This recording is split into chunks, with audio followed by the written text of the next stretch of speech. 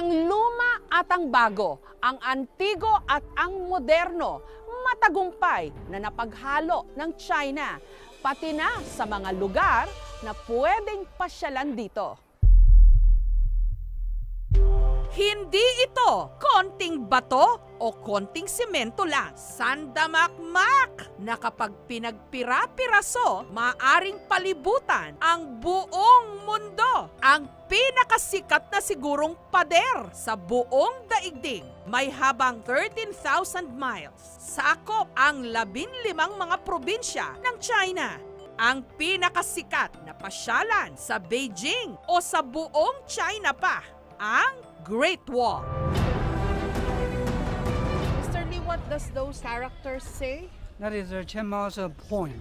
What does it say? 不到长城非好汉 means that you won't be a great man if you do not come and climb on the Great Wall. And have you climbed the Great Wall? 100 times. Oh, so you're a very great Yes. man.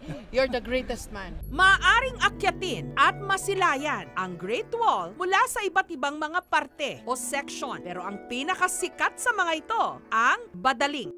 Karamihan sa mga turista dito pumapasok. May mga parts na madaling lakaran, pero pagka you go further up para malayo ka sa maraming tao, yun yung medyo paakyat, yun yung medyo mahirap. Pero otherwise, kung dito, medyo may mga parts naman na patag lang.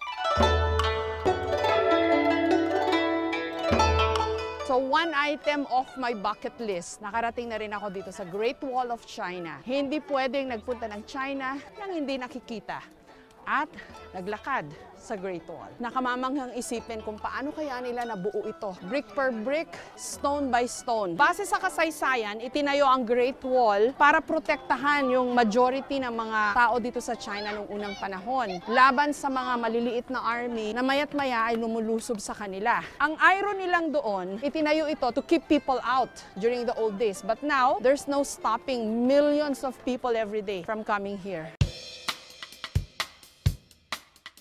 Hello! What do you think of the Great Wall? It is impressive. Where are you from? From Russia. Спасибо. Спасибо. Where are you from, sir? From Spain. From Spain. ¿Cómo está? Muy bien, Great Wall, muy hermoso. muy hermoso. Difícil climbing, eh? Poquito. Poquito difícil. Gracias, muchas gracias. Magja-jump shot daw tong mga Indonesian tourists na to dito sa Great Wall. Okay? 1, 2, 3. Very nice. Can you see? Can you see? Okay. Terima kasih. Okay, bye-bye.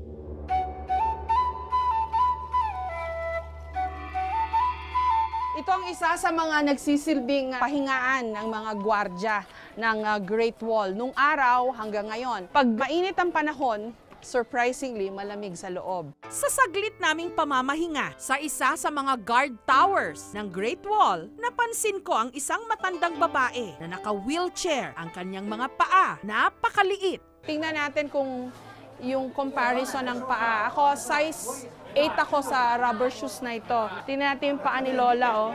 Parang kalahati ng paa ko. 5 years old pa lang daw ang lolang to. Binabound niya na yung paa niya, kaya ang liit ngayon. Resulta ng sinaunang tradisyon ng mga Chino na illegal na ngayon, ang foot binding at mamanhid. Sa Hokkien, no, ang tawag namin pak ka. Ang sabihin ng pak, nakatali, ka, paa. So literal na paang nakatali. Sinasabi nila nung araw, pag mas maliit daw yung paa, yung babae, mas maganda yung background kasi hindi daw kailangan magtrabaho. Parang doon niya siya. Pag ikaw ay maganda ang background mo, mas mabilis kang makahanap ng lalaki. Is it painful?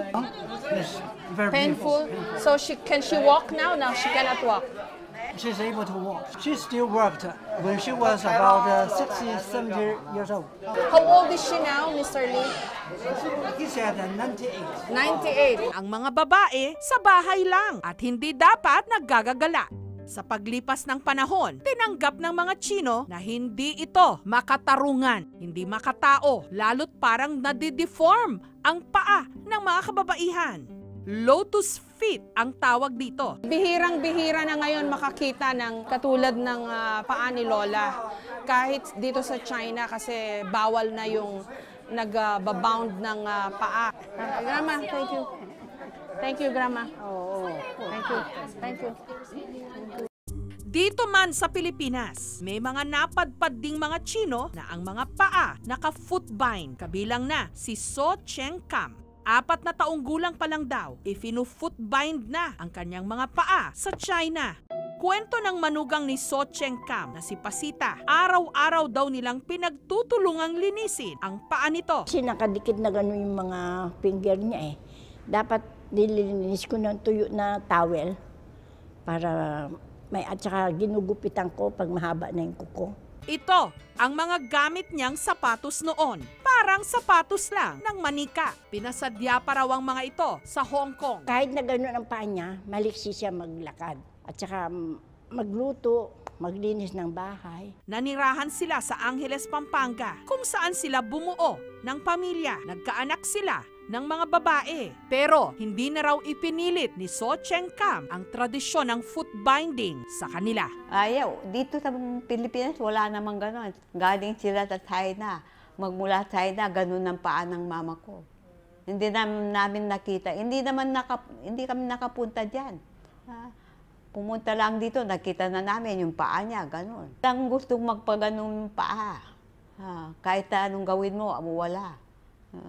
Sinong gustong gumano, hindi ka makalakad, ang hirap maglakad yun. Taong 1996, pumanaw siya sa edad na 103 years old. Sunod sa kaugalian ng mga Chino, ang mga dati niyang gamit. Sinunog, pati na ang lahat ng kanyang mga napakaliliit na sapatos. Thank you for watching, mga kapuso. Kung nagustuhan niyo po ang videong ito, subscribe na sa GMA Public Affairs YouTube channel.